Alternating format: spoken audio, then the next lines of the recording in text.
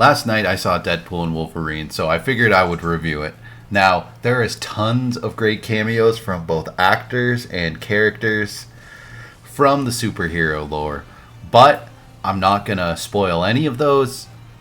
I'm going to avoid spoilers as much as possible with this review. So obviously this movie's incredible, great, fantastic, wonderful. The action is freaking phenomenal with these movies, and they're really funny. Particularly the action. Like, you know, going into this that Wolverine and Deadpool are going to fight and it's going to be epic. And it is. I feel like, if anything, they over-deliver on that front, which is just so awesome. Just great all around. This movie is a wonderful example of utilizing having an enormous budget. And by doing that, what I mean by that is they chose some really wonderful songs. Not just do they work really well for the film, but strategically they make a lot of sense from just a filmmaking perspective. They chose movies. As I watch this, I knew for a gosh darn fact that my sister is going to freak out. She's going to love this tremendously, and so are so many other women, right? They chose like a lot of songs that women really like, and I'm like, this is gonna, like, people are going to enjoy the crap out of this beyond just your typical fan base for this film. People who are watching Deadpool 3, right? Like, it's probably a male dominated audience, right? Fan base. People beyond that are definitely going to enjoy this.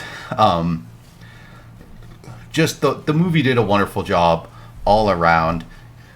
You've probably seen the other ones. You're going to see this. You almost don't even need to review it, but I just wanted to mention that the fights are awesome. The soundtrack is awesome. And I wish some copyright stuff in, like, filmmaking in general and entertainment in general would be a little eased up, because this movie is able to take advantage of that because it has the budget to get whatever song it wants. And a lot of movies, shows, they just don't have that. And think about, after you watch this movie, think about the emotion that's invoked when one of those songs hits to an action scene, and how, like, that's an advantage that smaller movies will just never be able to have because they just don't have the budget to get that song that already is deeply ingrained in your DNA. That when you hear it, especially at, like, a high volume, you're gonna get hyped. And that's what this movie particularly, like, does a good job of utilizing. And a lot of other movies do too.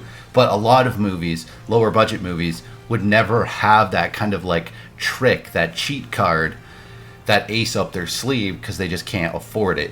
So it'd be nice to see some copyright stuff, like, change, and it won't, but, like, it would be great because it makes it a lot harder, right? Even here on YouTube, there's all kinds of copyright rules that just make all of the content worse. Early YouTube and other video sharing platforms that never really had this, like, heavy copyright hand make for so much more entertaining videos because you just don't have to worry about that. You're allowed to show, like, scenes from a movie. You're allowed to play a song and not get copyright struck. And the quality of what you're viewing goes up so much more when you don't have to worry about those things. It just lends itself to more creativity when you can kind of utilize those things, right? Because in our real life, I'm sorry, but we encounter copyrighted material just naturally. Like, there's so much content that exists, right? Like, where somebody's out in public, but if they were to post just a video of just whatever happened to them or their vlog or whatever, they would have to get rid of it. They couldn't post it because, oh, there's a copyrighted song playing in the background. Like, it's just those kind of things I thought about after watching this movie. And during it, I'm like, my sister, oh my god, and so many other women are going to be like, oh my god, this is freaking great. The soundtrack is hitting. Now, one thing that some of the discussion on this film, I've seen this meme multiple times where they compare it to the scene in She-Hulk where she's dancing, where she's twerking, and comparing that to a scene in this movie. And the comparison is impossible to make. She-Hulk is never funny across an entire season of a sitcom. Not like literally only one funny thing happens across an entire season of a show, whereas Deadpool and Wolverine is loaded with comedy and entertainment. Like She-Hulk is a disastrous show, which I will be dropping a review for right now.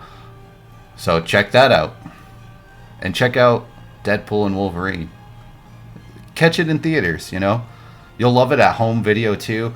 I know theaters aren't the less people are going to theaters than ever before, but check it out if you can, or catch it when it comes out on streaming.